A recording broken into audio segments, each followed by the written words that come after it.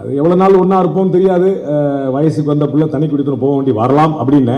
அதே மாதிரி திரு கே.எஸ். ராதாகிருஷ்ணன் எங்களுடைய அண்ணன், எங்களுடைய ஊர், எங்களுடைய மாவட்டம், வீர வைஷ்ணவர். இது 370 பற்றி ரொம்ப ஆச்சரியமான விஷயம். நம்ம இப்போ தான் ரீசெண்டாக ஜட்மெண்ட் வந்துச்சு. பேராசிரியர் சீனிவாசன் இன்னைக்கு மசூதிக்குள்ள போய் கொடுத்துட்டு வந்துட்டாரு, இல்லை இன்விடேஷன் போய் கொடுத்துட்டு வந்துட்டாரு. இன்னைக்கு காலையில் எங்கள் ஊரில் வாங்க எல்லாம் வாங்க அப்படின்னு சொல்லி கொண்டாரு.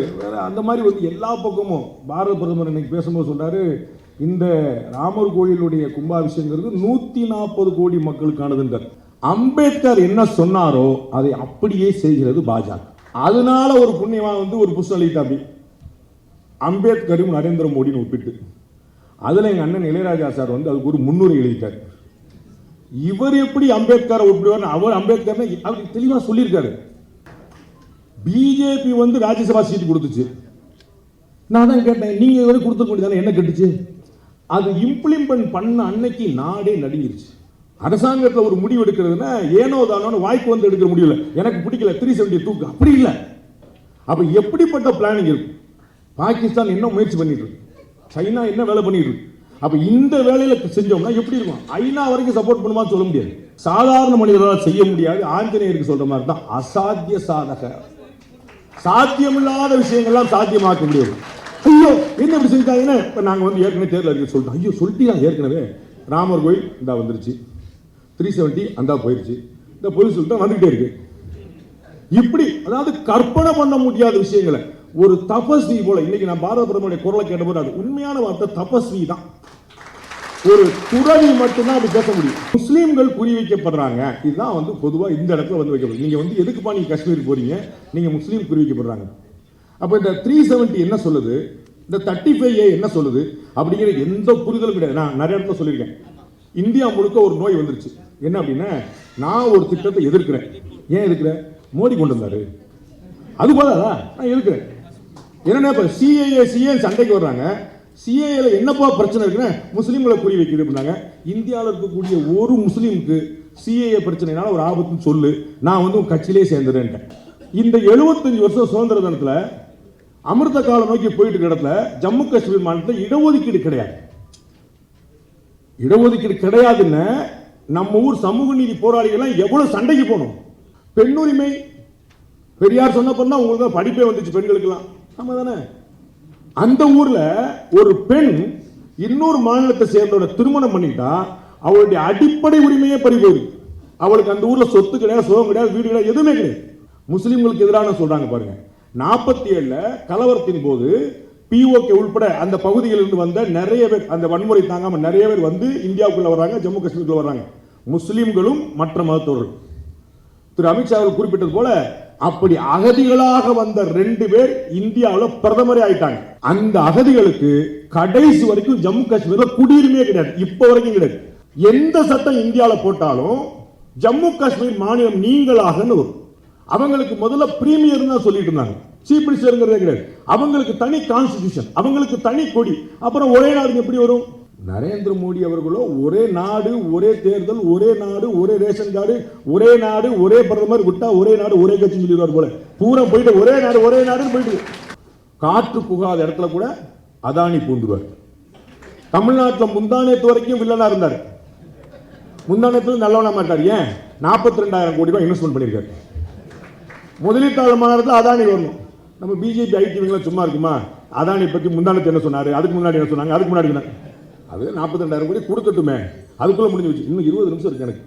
டெரரிஸ்ட் அட்டாக் இந்த 2019 பிறகு 71% குறைஞ்சிருக்கு. ஜம்மு காஷ்மீர் மாணவர்கள், பள்ளி மாணவர்கள் அத்தனை பேர் பாரத பிரதமர் நரேந்திர மோடி நேரம் பார்த்துட்டு போறாங்க. ஒரு கேட்வே ஆஃப் டெரரிசம் அப்படின்ற ஒரு மாநிலத்தை கேட்வே ஆஃப் டூரிசம் மாத்தி காட்டியிருக்காங்க. 370 சட்டம் நீக்கப்பட்ட 3வது மாதத்துல அயோத்தி வெர்டிக்ட் வந்துச்சு. இந்த தீர்ப்பை எழுதுனதுன்னு ஒருத்தர் எழுத்து போறாரு. அப்ப யார் கொடுத்த தீர்ப்பு? ராமர் கொடுத்த தீர்ப்பு. எதிர்கால சந்ததி மறக்க கூடாத 4 பேர். நிறைய விஷயங்கள் நடந்திருக்கின்றன இந்த 10 ஆண்டுகளில். அதுல ரொம்ப முக்கியமான வரலாற்று முக்கியத்துவம் வாய்ந்த விஷயம் இந்த 370. இன்னமும் நிறைய வரலாற்று முக்கியத்துவம் வாய்ந்த விஷயங்கள் நடக்க இருக்கின்றன. அது எவ்வளவு நாள் ஒன்னா இருப்போம் தெரியாது. வயசுக்கு வந்த பிள்ளை தனி குடித்தனம் போக வேண்டி வரலாம் அப்படின்னு தலைவர் கோச்சுட்டாரு. இன்னுமா வயசுக்கு வரலாம் படக்குன்னு இந்த பக்கம் கோச்சுட்டு நாங்களாம் யார் தெரியுமேன்னு அவங்க எவ்வளோ சொன்னாங்க. அது பேசாதீங்க, அது விடாதீங்க அப்படின்னு. எங்கே வலிக்குமோ அங்கே அடிக்கிறது. அது வந்து அவருடைய ஸ்பெஷாலிட்டி. போலீஸ் பிராட்டை பொண்ணு இருக்குல்ல, அது காவல்துறையிலேருந்து வந்த பிராட்டை பொண்ணு இருக்குல்ல, அங்கேயும் நங்கு நங்கு நங்குன்னு அடிச்சு வச்சு நல்லா சுகமாக முடிஞ்சது. ஸோ இன்னைக்கு வந்து அப்படி ஒரு கூடாரை வள்ளியா இல்லாமல் தனியான ஒரு கூடாரை வள்ளியாக வந்திருக்குது. அந்த புதிய கூடாரத்தில் யார் யாரெல்லாம் வரப்போறாங்கிறது உங்களுக்கு தெரிஞ்சு வச்சு பாருங்க. அந்த பழைய கூடாரம் வந்து போய் புதிய கூடாரத்தில் வந்து பார்த்தீங்கன்னா அண்ணன் தமிழறிமொழியன் சொல்ல வேண்டியதே இல்லை. 2014 திரு பொன் ராதாகிருஷ்ணன் அவர்கள் மாநில தலைவராக இருந்தபோது அவருக்கு பின்புலமாக இருந்து அண்ணன் செல்வி உட்பட பலருடைய முயற்சிகளில் பிரதானமாக முன்னிருந்து நடத்தி அண்ணன் திரு தமிழறிமொழியன் அவர்கள் தான் வந்து கிட்டத்தட்ட 18% வாக்குகள் பெறுவதற்கான ஒரு கூட்டணியை வந்து ரொம்ப வலுவாக அமைக்கிறதுக்கு காரணமாக இருந்தவர். அன்னைக்கு பொன்னார் அண்ணன் பின்னாடி நிற்கிறவர் இன்னைக்கு வந்து அண்ணாமலை சார் பின்னாடி நிற்கிறாருன்னா புரிஞ்சுக்கோங்க, கேம் வந்து தெளிவாக இருக்குது. அதே மாதிரி திரு KS ராதாகிருஷ்ணன் எங்களுடைய அண்ணன், எங்களுடைய ஊர், எங்களுடைய மாவட்டம், வீர வைஷ்ணவர். அவர் வந்து செல்வி என்ன சொன்னது போல் இப்போ அங்கே இருக்காரு, அப்புறம் எங்கே இருப்பார் நான் எதுவும் சொல்ல முடியாது. நம்ம வந்து எவ்வளோ ஸ்கூப் நியூஸ் தான் கொடுக்கறது நம்ம வந்து என்ன அது ஒரு நல்ல விஷயம். இந்த மாதிரி அண்ணன் மாலன் பற்றி கேட்க வேண்டியதில்லை. எங்களுடைய ஊரில் பிறந்தவர். அது வந்து எங்களுக்கெல்லாம் முன்னோடி வழிகாட்டி. அவரெல்லாம் பார்த்து திசைகள் காலத்திலிருந்து ஒரு பத்திரிகையாளராகவும் படைப்பாளியாகவும் யாருமே ஷைன் பண்ணதில்லை. ஒரு பத்திரிகையாளராக ஒருத்தர் இருப்பார், இல்லாட்டி எழுத்தாளராக இருப்பார். எழுத்தாளராகவும் பத்திரிகையாளராகவும் தொலைக்காட்சியிலையும் சோசியல் மீடியாலையும் பிரிண்ட் மீடியாலையும் எல்லாத்துலேயுமே முன்னுதாரணமாக இருக்கக்கூடியவர் வந்து அண்ணன் திரு மாலம் நாராயணன் அவர்கள். வந்து ரொம்ப ஆச்சரியமான அவை. ஸோ ஒரு திங்கர்ஸ் செல்லில் எப்படிப்பட்ட ஒரு டீம் பேனல் அமைது அப்படிங்கிறதுக்கு ஒரு முன்னுதாரணம், அற்புதமான உதாரணம். நம்ம வழக்கம் போல் ஒரு ஜாலியாக ஹாப்பியாக வச்சுட்டு கூட வந்து கூட்டம்லாம் கொஞ்சம் டென்ஷனாக வச்சுன்னா கொஞ்சம் ஜாலியாக 2 பிட்டை போட்டு போப்பா அப்படிங்கிறதுக்காக நம்மளை இங்கே உள்ளே கொண்டு வச்சுருக்காங்க. இது வந்து 370 பற்றி ரொம்ப ஆச்சரியமான விஷயம். நம்ம இப்போ தான் ரீசெண்டாக ஜட்மெண்ட் வந்துச்சு. ஆனால் உங்களுக்கு தெரிஞ்சிருக்கும், இப்போ இந்த சீசன் வந்து 370 சீசன் இல்லை, இது ராமர் கோயில் சீசன். அப்படியே ஜக ஜக ஜக ஜக ஜக ஜகன்னு திரும்ப நடம் பூரா ஜெய் ஸ்ரீராம் ஜெய் ஸ்ரீராம் ஜெய் ஸ்ரீராம்னு போட்டு, அந்த யுகத்தில் கூட ராமன் முன்னாடி அப்படி இருந்திருக்குமான்னு தெரியல. இப்போ பார்த்தீங்கன்னா அடித்து துவம்சம் பண்ணி எங்கே போனாலும் வந்து பேராசிரியர் சீனிவாசன் இன்னைக்கு வந்து மசூதிக்குள்ள போய் கொடுத்துட்டு வந்துட்டாரு, இல்லை இன்விடேஷன் போய் கொடுத்துட்டு வந்துட்டாரு. இன்னைக்கு காலையில் எங்கள் ஊரில் வாங்க எல்லாம் வாங்க அப்படின்னு சொல்லி கொண்டாரு. வேற அந்த மாதிரி வந்து எல்லா பக்கமும் பாரத பிரதமர் இன்னைக்கு பேசும்போது சொல்றாரு, இந்த ராமர் கோயிலுடைய கும்பாபிஷேகங்கிறது 140 கோடி மக்களுக்கானதுன்றார். இந்துக்களுக்கானது இந்தியர்களுக்கானது சொல்ல 140 கோடி மக்களுக்கானது. அப்போ எப்படிப்பட்ட ஒரு பெரிய ஒரு மூவ்மெண்ட்டாக இதை கொண்டு போய் நிப்பாட்டி வச்சிருக்காங்க பார்க்கும். அப்படிப்பட்ட ஒரு சீசனு. அதில் வந்து ரீசெண்டாக நமக்கு வந்து இப்போ அந்த ஜட்மெண்ட் வந்ததுனால அது ஒரு முக்கியமான கவனம் பெறுகிறது. இன்னைக்கு காலையில் திரு மோடி அவர்கள் வந்து பாரத பிரதமர் ஒரு யூடியூப்பில் அவருடைய ஆடியோ ஒன்று விட்டுருக்கிறாரு. அதை ஹிந்தி தெரிஞ்சவங்க கேட்டுக்கோங்க, ஹிந்தி தெரியாதவங்க சேனல் கொஞ்சம் நேரத்தில் டிரான்ஸ்லேஷன் போடும், அதை பார்த்துக்கோங்க. எப்படி ஊறி இருக்கிறாருன்னு நினைக்கிறேன். 2-3 தடவை எனக்கு வந்து அதை கேட்கும்போது எனக்கு அப்படியே கண்ணெல்லாம் கலங்கிருச்சு. இந்த இப்படிப்பட்ட ஒரு பொறுப்பு வந்து எனக்கு கையளிக்கப்பட்டிருக்குங்கிறத உண்மையிலேயே உருகி இன்னையிலிருந்து விவேகானந்தருடைய பிறந்த நாள் இன்னைக்கு. ஸோ எப்படிப்பட்ட நாள் பாருங்க. இன்னையிலிருந்து அடுத்த 11 நாளைக்கு நான் விரதம் இருக்க போறேன் அப்படின்றார். அதாவது நான் ஒரு பிரதமர், அப்ப நான் வச்சுதான் சட்டம், நான் போய் செலவழிக்கிறேன் அப்படிங்கிற பிசினஸ் இல்லாம எப்பேற்பட்ட புனித பணி நமக்கு வந்து கையளிக்கப்பட்டிருக்கு அப்படின்னு சொல்லிட்டு நான் வந்து அதுவும் எப்படி விரதம் இருக்க முடியும். பெரிய அறிஞர் பெருமக்கள், சந்துக்கள், சாதுக்கள், துறவிகள் இவங்கெல்லாம் எனக்கு அறிவுரை கொடுத்துருக்குறாங்க எப்படி விரதம் இருக்கணும்னு. அந்தபடி நான் விரதம் இருக்கிறேன் அப்படின்னு சொல்லியிருக்காரு. பஞ்சவடியில் இன்னைக்கு அனுமாருடைய இடத்துல, ராமர் வந்து குடில் போட்டுள்ள இடத்துல பஞ்சவடியில் வந்து அவர் வந்து இந்த விரதத்தை இன்னைக்கு வந்து தோக்குறார். எவ்வளவு பெரிய ஆச்சரியம். இப்படிப்பட்ட பிரதமர் கிடைக்க முடியுமான்னு யோசிச்சு பார்த்துட்டே இருக்கிறேன். ஒரு காலத்தில் இதே இந்தியாவில் சோம்நாத் வந்து மறுகட்டமைக்கப்பட்ட போது இந்தியாவுடைய தலைவர் வந்து அந்த நிகழ்ச்சிக்கு போகலாமான்னு சொன்னபோது, நம்முடைய குடியரசுத் தலைவர் போகலாமான்னு சொன்னபோது பாரத பிரதமர் அப்போது திரு ஜவஹர்லால் நேரு வந்து போகக்கூடாது அப்படின்னார். அப்போ வந்து நம்ம நாட்டில் நம்ம கோயிலுக்கு நடக்கிற ஒரு ஃபங்க்ஷனுக்கு அட்டன் பண்ணுறதுக்கே ஒரு பெரிய சேலஞ்சாக இருந்தபோது இன்னைக்கு பாரத பிரதமரே வந்து அந்த சிலையை வந்து பிரதிஷ்டை பண்ணி வைக்கிறார் அப்படின்னா அது வந்து ராமனுடைய லீலைகளுக்கு அளவே கிடையாது. அதை வந்து அந்த வாய்ப்பு தான் நீங்கள் கேட்டு பாருங்க. ஆகஸ்ட் 5, 2019 அன்னைக்கு இந்த 370 அப்படிங்கிற பிரிவு செல்லாது அப்படின்னு திரு அமித்ஷா அவர்கள் மத்திய உள்துறை அமைச்சர் அறிவிக்கிறார். அந்த தேதி ஒரு நாள் தள்ளி போயிருந்தா என்ன ஆயிருக்கும் தெரியுமா? தமிழ்நாட்டில் பிஜேபிக்கு ஒரு எம்பி கூட கிடைச்சிருக்கும். அன்னைக்கு அவர் அனௌன்ஸ் பண்ணதுனால வேலூர்ல வந்து போலிங் பை எலெக்ஷன் ஏன் வந்துச்சுன்னா உங்களுக்கு தெரியும். அது நிறைய போச்சு வந்துச்சு, நம்ம நிறைய எடுத்தாங்க, அப்புறம் வந்து கொடுத்தாங்க, அப்புறம் வந்து எல்லாம் காட்டி கொடுத்தாங்கன்னு வருத்தப்பட்டாங்க. அப்புறம் போட்டு அந்த ரைடெல்லாம் முடிஞ்ச பிறகு அதுக்கப்புறம் தள்ளி வைக்கப்பட்ட அந்த தேர்தல், அந்த இடைத்தேர்தல் வந்து அன்றைக்கி ஆகஸ்ட் மாதம் தான் 2019 5ஆம் தேதி நடக்குது. அங்கே வந்து அறிவிக்கிறாரு திரு அமித்ஷா. இங்கே டக்குன்னு ஓட்டு மாறிடுச்சு. யோசிச்சு பாருங்கள், ஒரு பாராளுமன்ற தேர்தலில் கிட்டத்தட்ட 10 லட்சம் பேர் வாக்களிக்கக்கூடிய இடத்துல வெறும் 8000 ஓட்டு டிஃபரன்ஸில் ஒரு எம்பி தன்னுடைய வெற்றி வாய்ப்பு இழந்தார். இல்லாட்டி பிஜேபிக்கு 2 எம்பியாக கிடைச்சிருக்கும் 2019. அப்படிப்பட்ட சிக்னிஃபிகண்டான ஒரு விஷயம் இது. எப்படி இந்த விஷயத்தை, இந்த 370 எப்படி தூக்குறது அப்படின்னு பாரத பிரதமர் நரேந்திர மோடி முதல்ல சிந்திக்கல, நிறைய பேர் சிந்திச்சுட்டு இருந்தாங்க. பிரச்சனை என்னன்னா, அவங்களுக்கு அதை எப்படி செய்யறதுன்னு தெரியல. ஏன்னா அவங்க எல்லாருக்கும் சொல்லப்பட்டது தேன் கூட்டில் கை வைக்கிற மாதிரி அப்படின்னு. அப்பதான் அண்ணன் அமித்ஷா சொல்றாரு, அதுதான் எனக்கு லட்டு மாதிரி ஆச்சு அப்படின்னா உடனே செஞ்சிருவோமே. யோசிச்சு பாருங்க, ராஜ்யசபால பெரும்பான்மை கிடையாது. அப்ப இவங்க முதல்ல கொண்டு போய் தாக்கல் பண்ணது ராஜ்யசபால தான். ராஜ்யசபால முதல்ல பண்ணிட்டு அப்புறம் தான் லோக்சபாக்கு வர்றாங்க. அப்ப எவ்வளவு தூரம் கிளாரிட்டி, எவ்வளவு தூரம் அரேஞ்ச்மெண்ட்ஸ், எவ்வளவு தூரம் செட்டில்மெண்ட், ஏகமனதாக அந்த சட்டம் கொண்டு வரப்பட்டதாங்க. தூக்கிட்டாங்க. எப்படிப்பா 370 தூக்குனேன்? அது டெம்பரரி போட்டு இருந்துச்சுல, முடிஞ்சு வச்சு, டெம்பரரி முடிஞ்சு வச்சு சொல்லிட்டாங்க. பூரா கன்ஃபியூஸ். சட்ட வல்லுநர்கள் அடிச்சு பிடிச்சி அண்ணன் கபில் சிபில் எல்லாம், உனக்கு தெரியுமா தெரியுமா, அங்க பாருப்பா, அடுத்த ஒரு 5 ஜட்ஜ் வருவாங்க, சொல்லுவாங்க பாருங்க.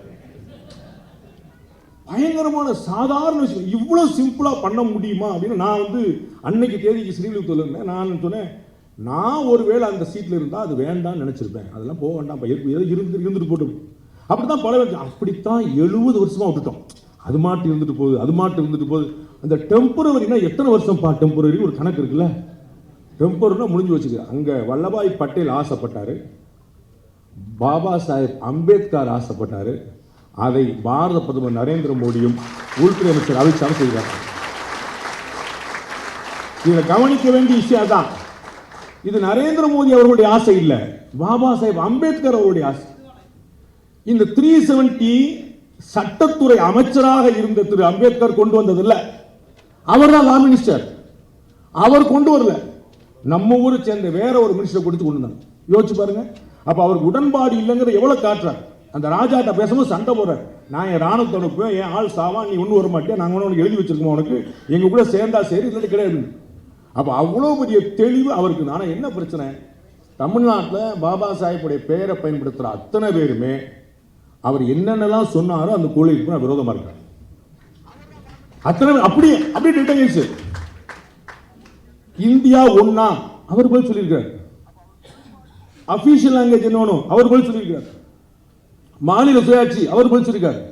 காஷ்மீர் பிரச்சனை அவர் போய் சொல்லியிருக்காரு. எல்லாத்துக்கும் அம்பேத்கர் என்ன சொன்னாரோ அதை அப்படியே செய்கிறது பாஜக. அம்பேத்கர் என்ன சொன்னாரோ அப்படியே செய்கிறது பாஜக. அதனால ஒரு புண்ணியமா வந்து ஒரு புஸ்தகம் எழுதிட்டாப்படி, அம்பேத்கரும் நரேந்திர மோடின்னு ஒப்பிட்டு. அதுல எங்க அண்ணன் இளையராஜா சார் வந்து அதுக்கு ஒரு முன்னுரை எழுதிட்டார். இவர் எப்படி அம்பேத்கரை ஒப்பிடுவார்? அவர் அம்பேத்கர் அவர் தெளிவா சொல்லியிருக்காரு. நீர் ஆதாரங்களை வளப்படுத்துவது எப்படி அப்படின்னு அம்பேத்கருக்கு பெரிய கனவு இருக்கு. அதை எப்படி நரேந்திர மோடி செயல்படுத்துறாருன்னு அந்த புஸ்தகத்தில் இருக்கு. அதை ரெண்டையும் கம்பேர் பண்ணி ராஜா சார் வந்து அதை பாராட்டுறாரு. அவ்வளவுதான். ராஜா சார் வில்லன் ஆயிட்டார் தமிழ்நாட்டில். சாத்தியமாகுமா? கற்பனை பண்ண முடியுமா பாருங்க. பிஜேபி வந்து ராஜ்யசபா சீட் கொடுத்துச்சு. நான் தான் கேட்டேன், நீங்க இவரை கொடுத்துக்க வேண்டியதானே, என்ன கட்டுச்சு, ஏன் கொடுக்கல? அவர் வந்து உள்ள தூக்க பாக்குறாங்க. சரி, நீ தூக்க வேண்டியதானே, காங்கிரஸ் கொடுத்துருங்க, திமுக கொடுத்துருங்க, அதிமுக கொடுத்துருங்க. அப்ப கொடுக்கப்படலை அப்படிங்கிறனால இவங்க வாழட்டு, ஐயோ இவ்வளவு பெரிய ஒரு திறமை வந்து இப்படி அங்கீகரிக்கப்படாமல் இருக்கிறது சொன்னா அது ஒரு பிரச்சனை, பெரிய விஷயமா. ஸோ அந்த டேட் வந்து ரொம்ப முக்கியமான விஷயம். எக்ஸலண்டா வந்து பண்ணாங்க. அது இம்ப்ளிமெண்ட் பண்ண அன்னைக்கு நாடே நடுங்கிருச்சு. 5ஆம் தேதி இங்கே, 6ஆம் தேதி மறுநாள் லோக்சபால ரெண்டுலையுமே பேசி வச்சு முடிச்சிட்டாங்க. அது சட்டம் நிறைவேறிச்சு. யோசிச்சு பாருங்க, ஒரு பெரிய இவ்வளவு பெரிய விஷயம், ஜம்மு காஷ்மீர் விஷயம், ஒரு கத்தி இல்லாம, ஒரு துப்பாக்கி இல்லாம, ஒரு உயிர் பலி இல்லாம இது அப்படியே இம்ப்ளிமெண்ட் பண்ணப்பட்டுச்சு. ஒரு சிங்கிள் டெத் கிடையாது. அப்ப என்ன மாதிரி இந்த மெட்டிகுலஸ் பிளானிங், என்ன மாதிரி பிளானிங் பாருங்க. அரசாங்கத்தில் ஒரு முடிவு எடுக்கிறதுனா ஏனோ தானோ வாய்க்கு வந்து எடுக்கிற முடியல, எனக்கு பிடிக்கல 370 தூக்கு, அப்படி இல்ல. இது நாட்டுக்காக முக்கியம். சரி, நாட்டுக்காக முக்கியம், 4 பேர் செத்தா தப்பு இல்லை, அப்படி கிடையாது. ஒரு உயிர் கூட போக கூடாது. அப்ப எப்படிப்பட்ட பிளானிங் இருக்கும்? பாகிஸ்தான் என்ன முயற்சி பண்ணிட்டு இருக்கு, சைனா என்ன வேலை பண்ணிட்டு இருக்கு. அப்ப இந்த வேலையில செஞ்சோம்னா எப்படி இருக்கும்? ஐநா வரைக்கும் சப்போர்ட் பண்ணுமான்னு சொல்ல முடியாது. அப்ப இவ்வளவு உலக நாடுகள் பூரா வேற ஒரு முகம் காட்டலாம். அப்ப எப்படி சொல்லுது? அப்ப சர்வதேச நாடுகளை எதிர்கொள்வது எப்படி, ஜம்மு காஷ்மீர்ல லா அண்ட் ஆர்டர் கொண்டு வரது எப்படி, இந்தியா முழுக்க இருக்கக்கூடிய விஷயங்களுக்கு பிரச்சனை வராமல் தடுக்கிறது எப்படி? அப்ப எவ்வளவு பெரிய பிளானிங், எவ்வளவு பெரிய எக்ஸிகியூஷன் கற்பனை பண்ண முடியுமா? சாதாரண மனிதர்களால் செய்ய முடியாது. ஆஞ்சநேயருக்கு சொல்ற மாதிரி தான் அசாத்திய சாதக, சாத்தியமில்லாத விஷயங்கள்லாம் சாத்தியமாக்க முடியாது. இது சாத்தியமா நினைச்சுக்கிட்டு இருக்கும் போது இந்த வந்துரும் அப்படி இந்த யூஜிசி யூனிஃபார்ம் சிவில் கோடு என்னைக்கு வரப்போதுன்னே தெரியல. யூசிசி இப்படினாலும் கொண்டு வந்து எனக்கு கன்ஃபார்மா தெரியும். இது ஏப்ரலுக்கு முன்னாடியே கொண்டு வந்தா கூட ஆச்சரியப்பட மாட்டேன். இல்லாட்டி வந்துட்டு போகணும், ஏதாவது தலைவர் ஏதாவது பாக்கி வச்சிருக்காருன்னு தெரியல. அதையும் காட்ட, ஏன்னா அவங்க சொல்லிட்டாங்க. அவங்க வந்து சொன்னதை செய்வோம் செய்வோம் சொல்லுவோம் சொல்றது இல்லை, செஞ்சிருக்காங்க. அப்புறம் தான் தெரிஞ்சிருக்கு ஏற்கனவே சொல்லியிருக்காங்க போல. முதல்ல செஞ்சிருக்காங்க. ஐயோ என்ன இப்படி செஞ்சுட்டாங்கன்னா, இப்போ நாங்கள் வந்து ஏற்கனவே தேர்தல் அறிக்கை சொல்லிட்டோம். ஐயோ சொல்லிட்டீங்க ஏற்கனவே. ராமர் கோயில் இந்தா வந்துருச்சு, 370 அந்த போயிருச்சு, இந்த பொய் சொல்லிட்டு வந்துகிட்டே இருக்கு. இப்படி அதாவது கற்பனை பண்ண முடியாத விஷயங்களை ஒரு தபஸ்வி போல. இன்னைக்கு நான் பாரத பிரதமருடைய குரலை கேட்டபோது அது உண்மையான வார்த்தை தபஸ்வி தான். ஒரு துறவி மட்டும்தான் அப்படி பேச முடியும். ஒரு ராஜா இல்ல, ஒரு ரிஷி இல்ல, ராஜ ரிஷி. ஒரு ராஜ ரிஷி ரெண்டும் கலந்த ஒரு கலவை. அவருக்கு வந்து எப்படி ஒரு சர்வபரி தியாகம், இந்த தேசத்தின் மீது பக்தி, பற்று இல்ல பக்தி. அதே சமயத்தில் வெறும் பக்தின்னு கடவுளே காப்பாத்துப்பாங்கிற பிசினஸ்ல கடவுளே நீ இருக்க நான் பாத்துக்கிறேன், நீ இருக்க நான் பாத்துக்கிறேன், இப்படி இறங்கி அடிக்கிற விஷயம், அசாத்தியத்தை சாதகமாக விஷயம், பயங்கர விஷயம். இந்த சட்டம் ஏகமனதாக நிறைவேற்றப்பட்டது. அதான் முக்கியமான விஷயம். அவங்க ரொம்ப தெளிவா இருந்து எல்லார்ட்டையும் பேசி ஆர்கனைஸ் பண்ணி அதை எக்ஸிக்யூட் பண்ணிட்டாங்க. அடுத்த விஷயம், முஸ்லீம்கள் குறி வைக்கப்படுறாங்க. இதுதான் வந்து பொதுவாக இந்த இடத்துல வந்து வைக்கப்படுது. நீங்க வந்து எதுக்குப்பா நீங்க காஷ்மீர் போறீங்க, நீங்க முஸ்லீம் குறி வைக்கப்படுறாங்க. அப்ப இந்த 370 என்ன சொல்லுது, இந்த 35A என்ன சொல்லுது அப்படிங்கிற எந்த புரிதலும் கிடையாது. நான் நிறைய இடத்துல சொல்லியிருக்கேன். இந்தியா முழுக்க ஒரு நோய் வந்துருச்சு. என்ன அப்படின்னா, நான் ஒரு திட்டத்தை எதிர்க்கிறேன். ஏன் எதிர்க்கிறேன்? மோடி கொண்டு வந்தாரு, அது போதாதா நான் எதிர்க்கிறேன். இன்னொரு குரூப் நம்ம குரூப் நான் அந்த திட்டத்தை ஆதரிக்கிறேன். எதுக்கு? மோடி கொண்டு வந்தாரு. எதுக்கு ஆதரிக்க? தலைவர் கொண்டு வந்தார்ல. ரெண்டு குரூப்புமே படிக்கிறதுல பெரும்பாலான பிரச்சனை தான். என்னன்னா இப்ப சிஏஏ சண்டைக்கு வர்றாங்க. சிஏஏல என்னப்பா பிரச்சனை இருக்குன்னா, முஸ்லீம்களை குறி வைக்கிறது அப்படின்னாங்க. இந்தியாவில் இருக்கக்கூடிய ஒரு முஸ்லீமுக்கு சிஏஏ பிரச்சனைனால ஒரு ஆபத்துன்னு சொல்லு, நான் வந்து உங்க கட்சியிலே சேர்ந்துறேன். இந்தியாவில் இருக்கக்கூடிய ஒரு முஸ்லீமுக்கு சிஏஏனால ஒரு பிரச்சனை சொல்லு, இல்ல சம்பந்தமே கிடையாது. இந்த இடைப்பட்ட காலத்திலே 2014 to 2020 இந்த இடைப்பட்ட காலத்திலேயே இந்த அண்டை நாடுகளில் இருந்து இஸ்லாமியர்களுக்கே நிறைய பேர் குடிமை கொடுக்க, கிட்டத்தட்ட நாட் லெஸ் than 500 இந்த அண்டை நாடுகள் வந்த 500 பேருக்கு மேல இஸ்லாமியர்களுக்கே குடியுரிமை கொடுக்கப்பட்டிருக்கு. அப்ப இது எந்த விதத்தில் டார்கெட் பண்ணப்படவே இல்லை. ஜம்மு காஷ்மீர் பிரச்சனை வந்து இஸ்லாமியர்களுக்கு எதிரானது, அவர்கள் குறி வைக்கப்படுறாங்க. ஜோக் என்னன்னா, அவர்கள் எப்படி எந்த விதமான சுதந்திரமும் இல்லாம இருந்தாங்க அப்படிங்கிறது அவங்களுக்கே தெரியாது. ஒரு ஆளை 70 வருஷமா அடிமைப்பட்டு கிடந்தீங்கன்னா 71 வருஷம் என்ன சொல்லுவாங்க? நான் பாஸ் கோபப்படாதீங்க, ஓகே ஓகே நம்ம ஆளு தான், எங்க ஆளு தான், எங்காளு கோச்சுறேன். ஸோ முஸ்லீம்கள் வந்து குறி வைக்கப்படுறாங்கன்னா, அந்த ஊர் மக்கள் 70 வருஷமா அடிமைப்பட்டு கிடந்து எந்த சுதந்திரமும் இல்லாம அது பழகி போய், ஒரு ஜோக் சொல்லுவாங்கல்ல, அண்ணன் மாதிரி ஜோசியர்கள் கேட்டா 2 வருஷம் உனக்கு ரொம்ப மோசமா இருக்கும், அப்புறம் அதுவே பழகிடும். அத மாதிரி 70 வருஷமா வந்து அடிமைப்பட்டு கிடந்து அவங்களுக்கு அதுவே பழகிருச்சு. இப்போ ஒண்ணு கெட்டு பிள்ளை நல்லா தானே இருக்கு அப்படிங்கிற மாதிரி சென்ஸ் ஆயிடுச்சு. அப்ப யோசிக்க வேண்டிய விஷயம், அவர்களை அடிமைப்பட்டு கிடப்பவர்களை ஒரு தொலைநோக்கு பார்வை கொண்ட ஒரு தலைவனால் மட்டும்தான் மீட்டு கொண்டு வர முடியும். அதுதான் பாரத பிரதமர் நரேந்திர மோடி செஞ்சார். அந்த ஊர்ல இந்த 75 வருஷம் சுதந்திர தினத்துல அமிர்த காலம் நோக்கி போயிட்டு இடத்துல ஜம்மு காஷ்மீர் மாநிலத்தில் இடஒதுக்கீடு கிடையாது. இடஒதுக்கீடு கிடையாதுன்னு நம்ம ஊர் சமூக நீதி போராளிகள் எவ்வளவு சண்டைக்கு போனோம். ஒருத்தர் பேசல, என்னது இடஒதுக்கீடு கிடையாது அப்படின்னு அவங்க சரி சாக்காராங்க. யோசிச்சு பாருங்க, இடஒதுக்கீடு இல்ல. இப்பதான் இடஒதுக்கீடு கொண்டு வந்திருக்கு. உள்ளாட்சி காங்கிரஸ் கட்சி வந்து பெருமையா சொல்லுது, பஞ்சாயத்து ராஜ் சிஸ்டம்ங்கிறது எங்களுடைய தலைவர் கொண்டு வந்தது, ராஜீவ் காந்தி கொண்டு வந்தது அப்படின்னு அவங்க பெருமை. அந்த ஊர்ல உள்ளாட்சி தேர்தலே கிடையாது, உள்ளாட்சி பிரதிநிதியிலே கிடையாது. பெண்ணுரிமை பெரியார் சொன்ன பண்ணா உங்களுக்கு படிப்பே வந்துச்சு பெண்களுக்கெல்லாம், ஆமா தானே? அந்த ஊர்ல ஒரு பெண் இன்னொரு மாநிலத்தை சேர்ந்தோட திருமணம் பண்ணிட்டா அவளுடைய அடிப்படை உரிமையே பறிபோகுது. அவளுக்கு அந்த ஊர்ல சொத்து கிடையாது, சுகம் கிடையாது, வீடு கிடையாது, எதுவுமே கிடையாது. இப்படிப்பட்ட சட்டங்கள் இருந்த ஊர்ல அதை பத்தி யாருமே பேசல. முஸ்லிம்களுக்கு எதிரான சொல்றாங்க பாருங்க. 47 கலவரத்தின் போது பிஓகே உள்பட அந்த பகுதிகளிலிருந்து வந்த நிறைய பேர், அந்த வன்முறை தாங்காம நிறைய பேர் வந்து இந்தியாவுக்குள்ள வர்றாங்க, ஜம்மு காஷ்மீருக்குள்ள வர்றாங்க. முஸ்லிம்களும் மற்ற மதத்தவர்கள். திரு அமித்ஷா அவர்கள் குறிப்பிட்டது போல அப்படி அகதிகளாக வந்த 2 பேர் இந்தியாவில் பிரதமரே ஆயிட்டாங்க. ஆனால் அந்த அகதிகளுக்கு கடைசி வரைக்கும் ஜம்மு காஷ்மீர்ல குடியுரிமையே கிடையாது. இப்ப வரைக்கும் கிடையாது, 2019 வரைக்கும் கிடையாது. யோசிச்சு பாருங்க. அப்ப அவங்க காஷ்மீரி தானே, அவங்களுக்கு முன்னுரிமை கொடுத்துருக்கணும்ல. அவர்கள் முஸ்லீம்கள் இருந்தாங்கல்ல, நீங்க பாரபட்சம் பார்த்துக்கங்க. முஸ்லீம்களுக்கு மட்டும் கொடுப்போம்னா செஞ்சிருக்கணும்ல, கொடுக்கவே இல்லை. அவர் அந்த பகுதியில் நீங்க வந்தாங்க அப்படிங்கிறதுக்காக அவர்களுக்கு கொடுக்கவே இல்லை. இப்படி ஒரு பாரபட்சமான போக்கு இருந்துச்சு. நிறைய விஷயங்கள், 1-2 கிடையாது. தென் இப்ப என்ன பண்ணிருக்காங்க, 2019க்கு பிறகு அங்கு சிறுபான்மை மக்கள் அதிகமாக வாழக்கூடிய அந்த ஜம்மு காஷ்மீர் மாநிலத்தில் மைனாரிட்டி ஸ்காலர்ஷிப் ஸ்கீம் மூலமா இதற்கு முன்னாடி எவ்வளவு இருந்துச்சோ 1,43,154 பேர் தான் 2019 வரைக்கும் இருந்தாங்க. அந்த மாநில 1,43,000 மாணவர்களுக்கு தான் ஸ்காலர்ஷிப் கிடைச்சது. 210% கூடுதலாக இந்த அடுத்த வருஷமே 3,651,000 பேருக்கு ஸ்காலர்ஷிப். இஸ்லாமிய மாணவர்களுக்கு கிடைக்கக்கூடிய இந்தியா முழுக்க இருக்கக்கூடிய ஒரு திட்டம் முதல் முறையாக அங்க போது டபுள் ஆகும், 210% கூட போகுது. அப்ப யோசிச்சு பாருங்க. இப்ப சிறப்பு அந்தஸ்து என்னன்னே தெரியாம எந்த சட்டம் இந்தியாவில் போட்டாலும் ஜம்மு காஷ்மீர் மாநிலம் நீங்களாக வரும். எந்த சட்டம் போட்டாலும் அப்ப இந்தியாவுக்கு பூரா ஒரு சட்டம், அவங்களுக்கு ஒரு சட்டம். அவங்களுக்கு முதல்ல பிரீமியர் தான் சொல்லிட்டு இருந்தாங்க, சீஃப் மினிஸ்டர்ங்கிறதே கிடையாது. அவங்களுக்கு தனி கான்ஸ்டிடியூஷன், அவங்களுக்கு தனி கொடி. அப்புறம் ஒரே நாடு எப்படி வரும்? நரேந்திர மோடி அவர்களோ ஒரே நாடு ஒரே தேர்தல், ஒரே நாடு ஒரே ரேஷன் கார்டு, ஒரே நாடு ஒரே பிரதமர், விட்டா ஒரே நாடு ஒரே கட்சி சொல்லிடுவார் போல. பூரா போயிட்டு ஒரே நாடுன்னு போயிட்டு.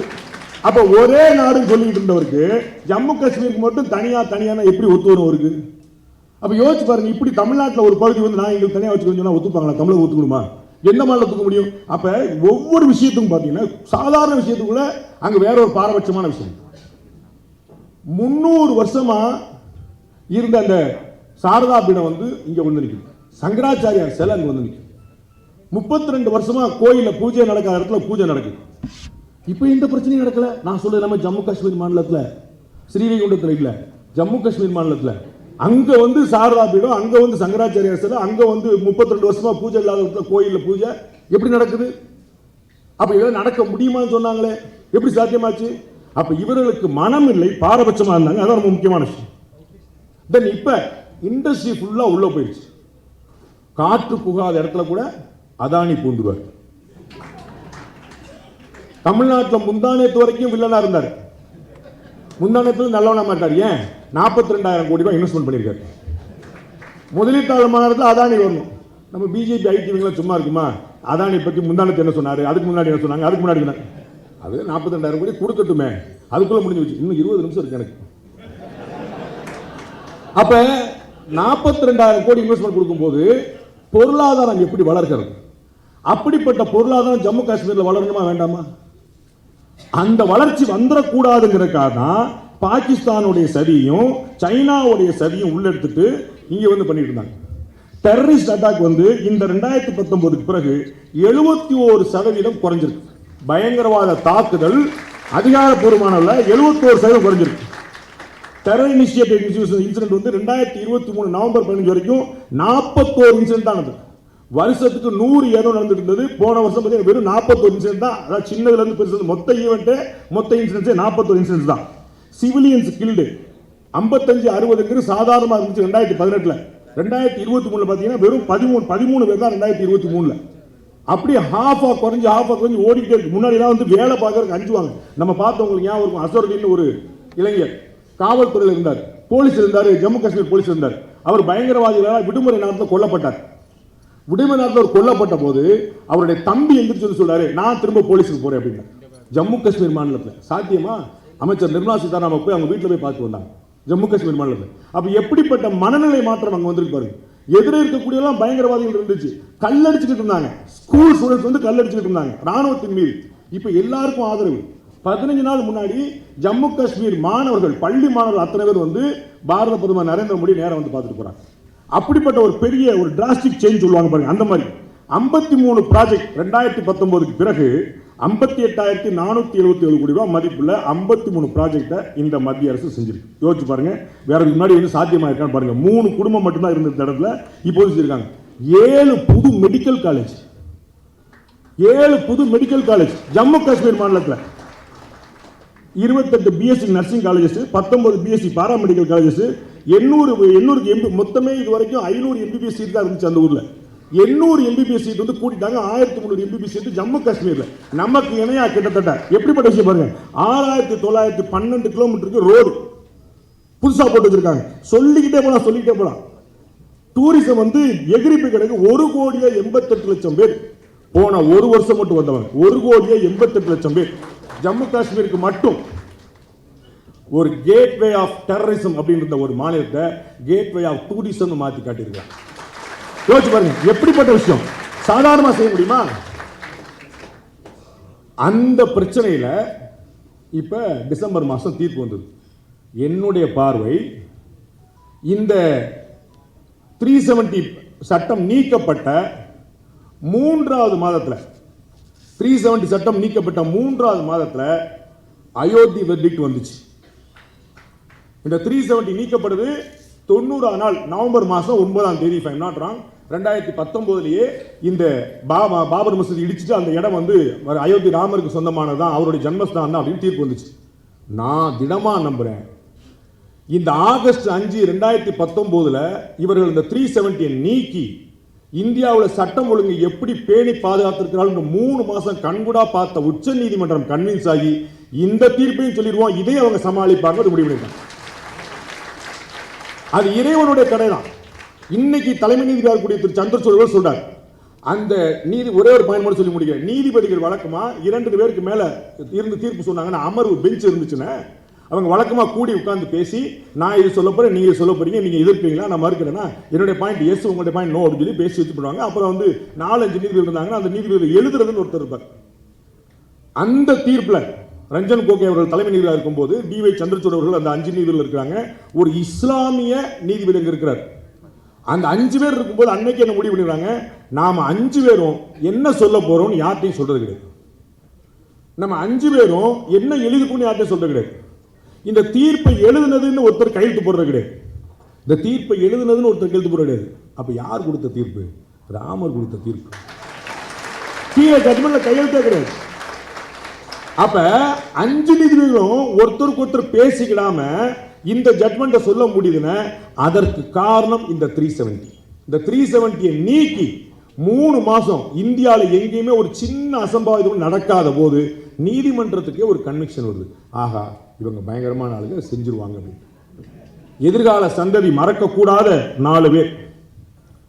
ஏன் நீதித்துறை நான் சேர்த்து சொன்னேன்னா, பாரத பிரதமர் எப்பயுமே சொல்றார், சப்கா சாத் சப்கா விகாஸ், எல்லாருக்கும் வளர்ச்சி, சப்கா விஸ்வாஸ், எல்லாருடைய நம்பிக்கை, நீதித்துறை சேர்த்து. நீதித்துறை நம்புது, ஆஹா இவங்க வந்து அசாத்திய சாதம் எதனால செஞ்சுருவாங்க. சப்கா விஸ்வாஸ், இப்ப சப்கா பிரயாஸ், அதையும் சேர்த்துருக்காரு. என்ன அர்த்தம்? நான் மட்டும் தேர்தெடுத்தா, நான் மட்டும் உடம்பு பிடிச்சா நாடு முன்னேறாது. எல்லாரும் வாங்க, எல்லாரும் நீதித்துறை வாங்க, விஜிலன்ஸ் வாங்க, எலெக்ஷன் கமிஷன் வாங்க, எல்லாரும் வாங்க, முழுக்க முழுக்க எல்லாரும் சேர்ந்து இருப்போம்னு சொல்லிட்டு எல்லாரையும் கன்வின்ஸ் பண்ணக்கூடிய விஷயமா பண்ணியிருக்காங்க. அதுல மிக முக்கியமான காரணமாக இருந்தவர்கள் ஆப்வியஸ்லி பாரத பிரதமர் நரேந்திர மோடி அவர்கள். அடுத்ததாக அவருடைய வலதுகரமாக ஒரு ராமனுக்கு எப்படி லக்ஷ்மணனோ அது போல திரு அமித்ஷா அவர்கள், அவருக்கு சற்றும் சளைக்காம திரு அஜித் தோவல் அவர்கள். அவர் சர்வ வியாபி மாதிரி இருக்கார், எங்க இருக்கிறாருன்னே தெரியல, எல்லாருக்கும் இருக்கார், தூணிலும் இருப்பார் துணிலும் இருப்பார் மாதிரி. அதற்கு பிறகு நம்முடைய தமிழ்நாடு கேடர் ஐபிஎஸ் ஆபீசர் திரு விஜயகுமார் அவர், இவங்க எல்லாம் சேர்ந்து அந்த மாநிலத்தை எவ்வளவு பியூட்டிஃபுல்லா வச்சிருந்தாங்க. உமர் அப்துல்லா வந்து மெஹபூபா முஃப்தியில இருந்து பதறி அடிச்சு கதறி 370 முடிஞ்சு போச்சு பாஸ், அதெல்லாம் பழைய கதை. அப்புறம் உங்களுக்கு மாநில அந்தஸ்தே கிடையாது, ஐயோ யூனியன் டெரிட்டரி தான், அதையும் 2ஆ பிரிச்சாச்சு, லடாக் என்னங்க சொல்லு, இதுக்கு மேல பேசினா அதையும் பிரிச்சிடும். போதும் போதும் போதும்,